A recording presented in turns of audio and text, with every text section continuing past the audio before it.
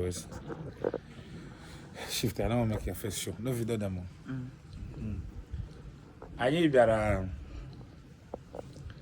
bịara na obodo side Warri.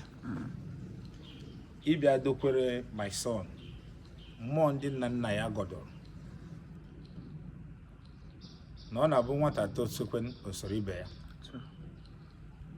My advice to the youth, all of us are youth. Yes. But so many of us come from poor background. If you buy car, I know the blessed car. If they give me joy, say you don't build your own house. Near all loggy. When you man end up with that, I know Igbo. So I know see by now, so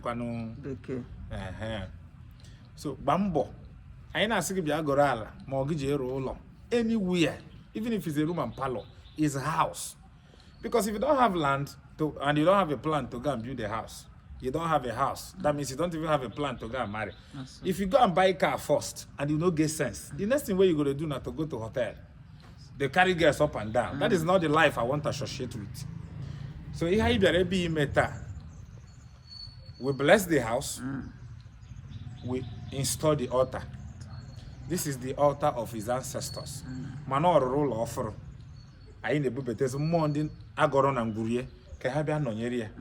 Mene mepere yuzo. Kihoni mena ga more and more. Makanonia murgamukano yoza. Ebob no rotagulo long wine. Ya in the chesubomum.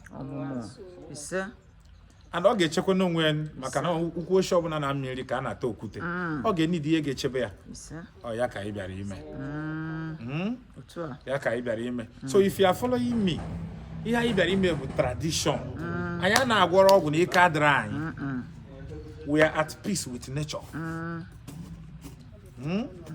So as we are raising the altar, I need to go to raise the altar. And after the altar, we bless the house. After the altar, we bless the house.